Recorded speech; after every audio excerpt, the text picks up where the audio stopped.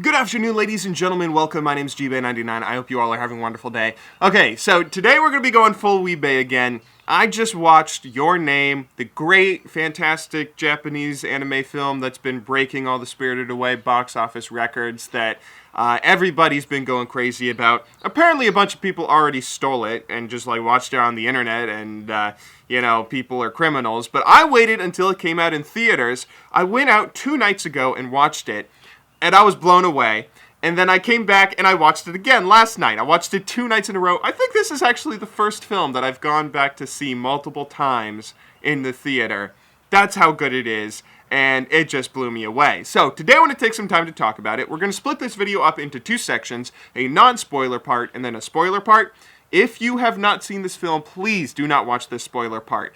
You are a sick human being. You are sick! If you spoil this film for yourself, you need to go out and see this, whether you like anime or not, even if you think, oh, that's just for dumb weebs and shit. Don't spoil yourself. Trust me on this, okay? Just go out and watch it. It's still playing in theaters. Tonight actually might be the last night that it's playing in some theaters, but I think most still run it through the weekend. I think my theater runs it through Monday. I'm probably going to go see it a 3rd and 4th time before it ends its run. But anyway, let's go ahead and talk about this film.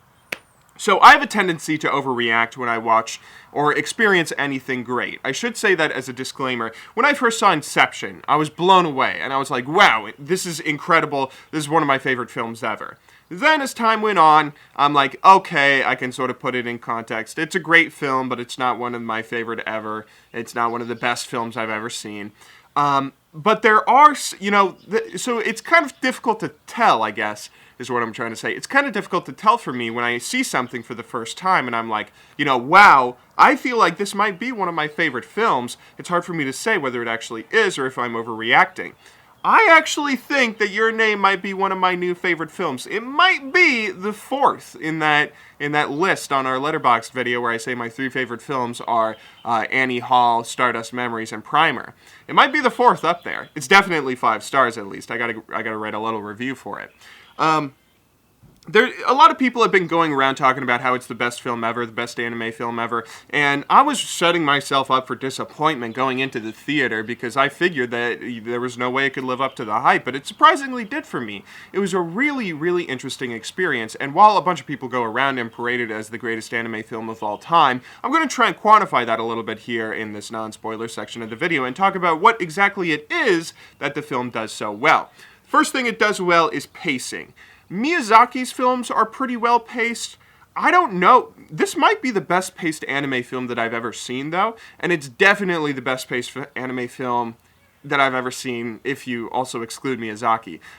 Maybe something like Spirited Away is also incredibly well paced, but it's difficult to put into words how well structured the story is. It starts off very lighthearted, very fun, and then it just builds throughout the film to a beautiful climax at the very end. And that sort of build, and there's still up and down moments throughout it. It's not just one constant suspenseful ride, but it's very well paced to a point where it's like, I completely lose track of time watching it. The first time that I saw it, it felt like the film could end anywhere within the past the last 60 minutes even. It felt like the film could just end at any point. And it's really interesting seeing... it's really interesting how it makes you lose track of time in that sort of way. The pacing is just... It's hard to put into words, but it's so well done that it's the sort of thing that I feel like it should be taught in film school for teaching you how to contain a story within I think the film is 1 hour and 46 minutes. How to put a story into a relatively short amount of time, if you compare it to a TV series, right? It's a relatively short amount of time, but it's a story that feels so full and you never really lose yourself. You never really... Mom Spaghetti. You never really lose interest in the characters or anything, right? So, for instance, again, without spoiling anything, there are a couple of different arcs that you will see, we'll call it that. There's a couple of different arcs throughout the film, particularly in the early moments that you will see where the characters are going through. And it starts off, again, lighthearted and fun, and you're introduced to the characters in a very slow and natural way. But once you hit a little bit of okay, you're sort of getting into a comfort zone, and for some people, they might even getting, okay, a little bit bored, a little bit, checking out for a second. Then it will snap to the next arc. Snap. Then it will snap to the next arc. And then you're suddenly, you're jolted out of your seat. Oh, okay. Now let's see what happens. It's really interesting how the film does that. Another thing I should mention is the sound design is impeccable. I never really pay that much attention to sound mixing and sound design when I'm watching a movie, but one of the reasons you should definitely see this in the theater is the sound is so incredible when you have the, entire theater surround sound system, and it's like the sound reverberates through your body. I got like shivers down my spine to the point where my entire skin was crawling from multiple sound effects throughout the entire movie. Oh my god, the sound is so well done. The story is very well done as well. I should mention, even if we're not talking about spoilers here, the story is interesting, it pulls you in, and it keeps you on the edge of your seat until the very end.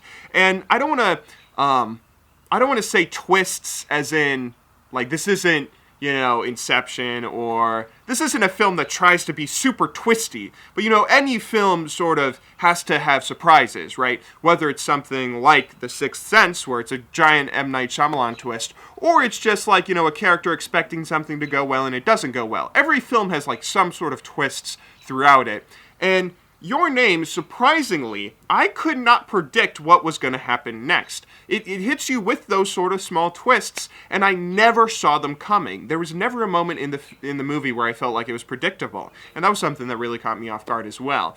It's so well done, and I think I'm going to go ahead and start talking about spoilers now. Seriously, okay, spoilers from here on out.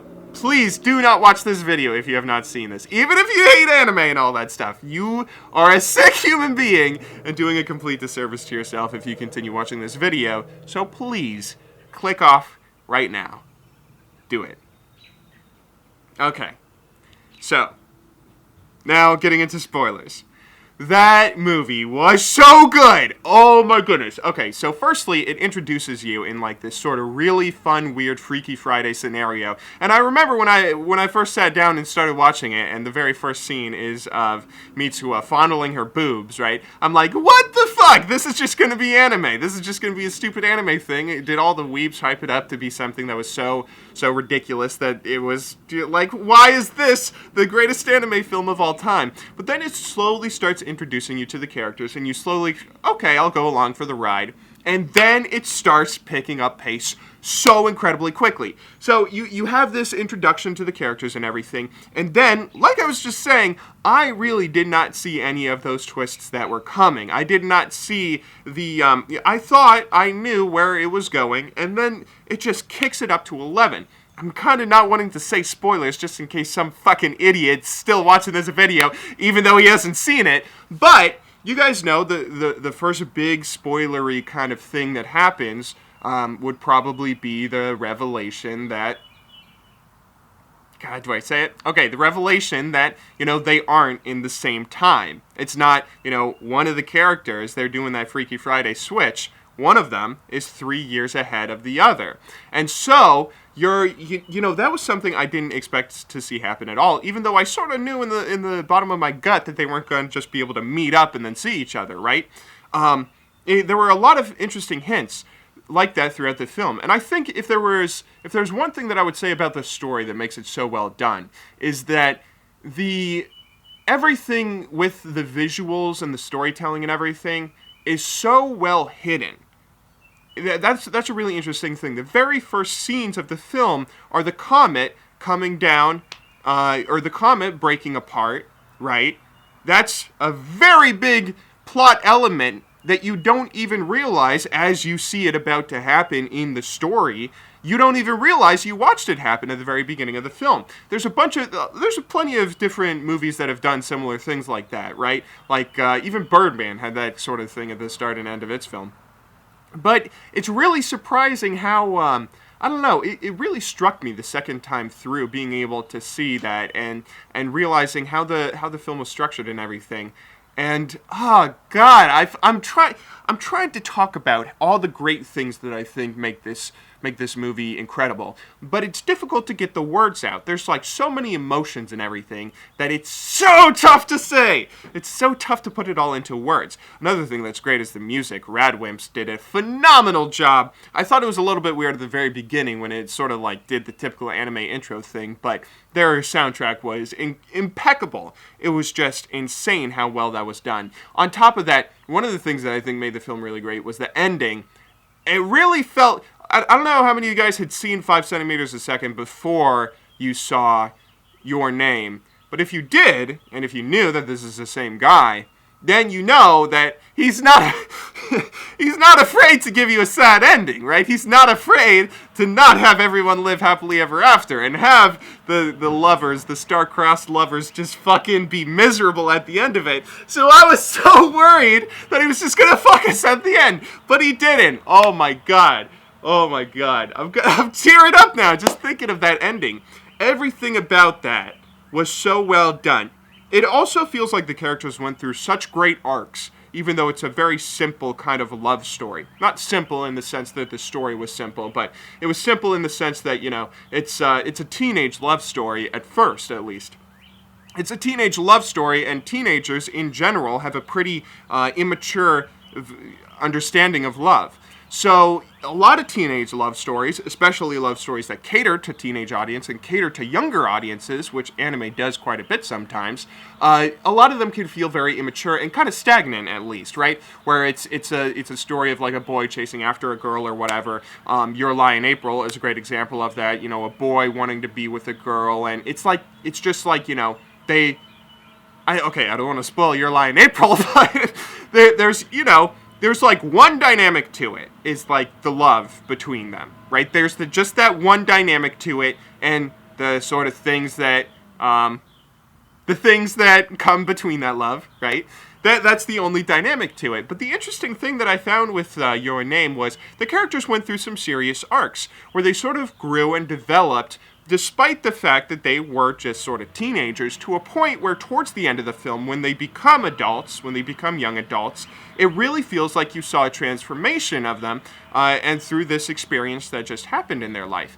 So I think there's so many great things about that film that are difficult to put into words. I'm probably going to try and write a review for it on my Letterboxd account, an actual review for it, and see if I can put it all into words as best I can, because it's really it's really something special.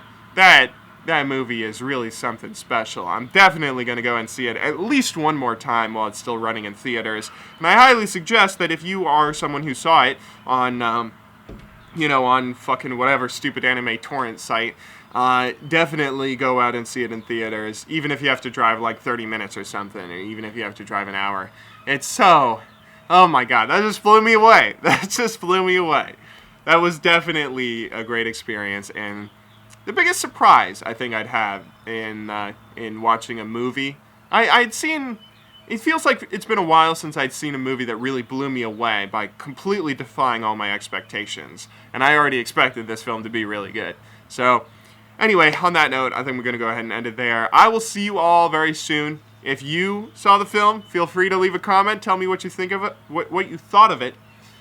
I'll see you all soon. Another video, hopefully another GBay 100 video coming out in a couple of days. But until then, thank you very much for watching. Have a wonderful day.